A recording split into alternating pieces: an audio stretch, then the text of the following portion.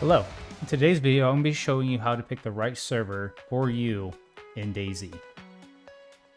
If you are a beginner or maybe you are a returning player, picking a server is very important. So when you launch your game on the DayZ launcher, you would first be greeted with obviously a new section that goes over updates and stuff like that. As for servers, up here in the tabs you have all kinds of different sections. If you want to play an official server, I would obviously, there's a couple things that you can look at, right? You have the map, the player count, if it's a low, medium, or high population server, how many slots there are, and then what your ping is currently. So I would recommend going to community and looking for a modded server. Get rid of this filter. There are all kinds of different servers that could fulfill your playstyle and give you the best experience. If you are a newer player and let's say that you necessarily don't want a PvP or you don't want to lose any of your stuff, I would recommend looking for a PvE server. So the best way to do that is to go ahead and type in PvE as a filter. And then from here you can kind of let it do its thing and kind of filter out some servers that have PvE.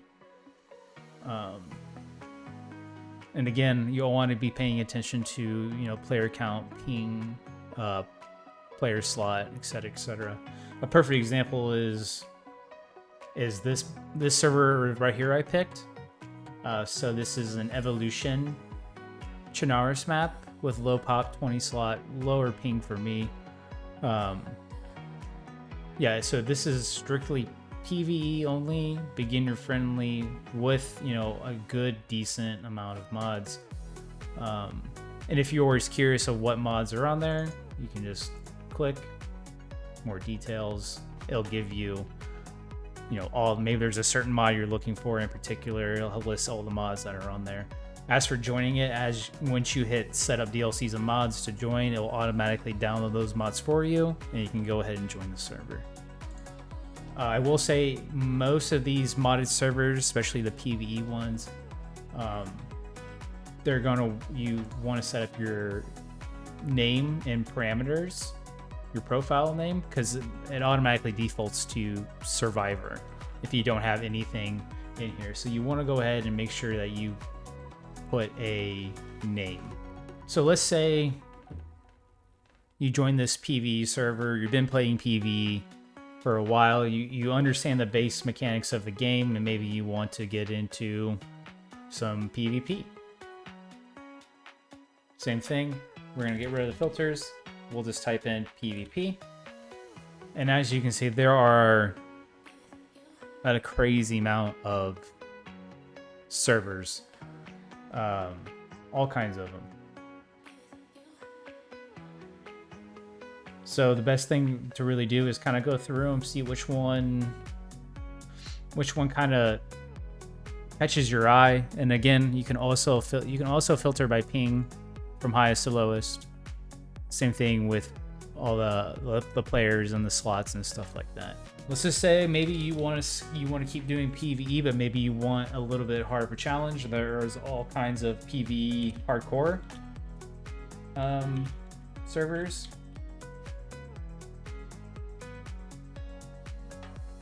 So as you can see, there's a couple right here. I see, OG, PvE, no PvP, hardcore. So the hardcore servers are obviously what they say they are. They're hardcore. They're going to be a little more challenging to survive. And some of these servers, they actually incorporate different types of zombies, or maybe they throw in wolves, or like cyber wolves, all kinds of mods. I want to say that I recently joined. Yeah, so this one right here, this Exiled Cherno, PvE only, no KOS. That server in particular had a mod where there was all kinds of different like aliens and beasts and stuff instead of zombies. And it was definitely hardcore, difficult to survive. Like I said, it was PvE only. There was no killing on site, so the main objective was to kill the beasts or aliens and survive with groups and meet groups and stuff like that. So if that suits your playstyle, you could always go down that route.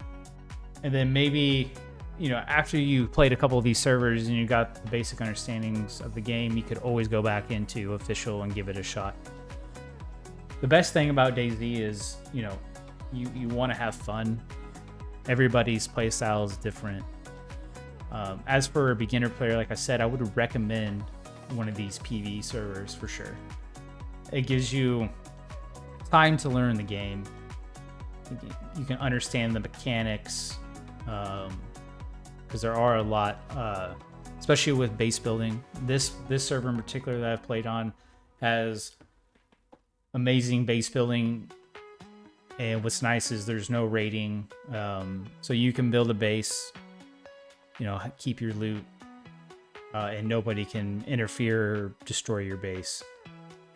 Another thing I would recommend too, if you do decide to join one of these PvE servers with like strict rules and stuff, I would also, if they have a Discord, join their Discord. And you just want to kind of keep on track how many admins there are, and if the admins are constantly on, the last thing you want to do is join a PvE server thinking that, you know, your base isn't going to be raided and your loot's going to be protected, and somebody decides to get in there and breaks the rules. Obviously with admins, you know, they can help you with those situations, but if you hop on a server that doesn't have very much admin activity and isn't there to protect you, you're probably not going to have a very good experience. So always kind of just do some research before you join one of these servers. Same thing with a PvP one, right? You want to make sure that there are active admins that are paying attention to their servers, just in case if somebody's running cheats or anything like that. The PvP servers, it's really up to your play style. What I do is, you know, if I want to relax and have a good time, maybe I only have a couple hours to play, I'll hop on one of these PvE servers and just kind of mess around, get my base going or something like that. But after, you know, you do that for a while, you get to a certain point where you're just like, yeah, I want to do something else, or I want to do something more. I'll go ahead and I'll just, you know, I'll hop on one of these PvP servers and, you know, do some PvP. PvP servers have, you know, you can team up, have duo squads and stuff like that, and the whole objective is, you know, just to run around PvP. There's all kinds of different keys that you can go to unlock vaults, and, you know, that kind of becomes a strict PvP zone and stuff like that. It's really fun. If you like that aspect of DayZ, you know, these servers will be perfect for you. Also keep in mind, guys, that a lot of these servers do wipes. It might be every month, it might be every couple months, whatever the situation is. Just know going into a server that at some point it might wipe and you might have to start over. It's just to clear the server, that way the server is running right, because obviously when a lot of people join, start building, you know, it puts a real strain on the server. So a wipe is kind of there to, you know, keep the server from having all types of issues. I always personally like the wipe, you know, like I said, especially if you're playing only PvE or whatever PvP server you're on. Eventually you kind of get to a point where, you know, kind of have everything. The wipe kind of, you know, encourages you, all right, you can get back out there and start doing, you know, stuff. And it kind of, you know, gives you a refresh button of just, I would recommend not getting too attached to things that you have, knowing that at some point the server might wipe. The best thing I can recommend is just give these servers a shot. Think about what your playstyle is, what it is that you want to do in DayZ, and just kind of match your server with your playstyle. Yeah, maybe even if you're a solo player and you don't really want to necessarily be in a group, you know, these servers are perfect.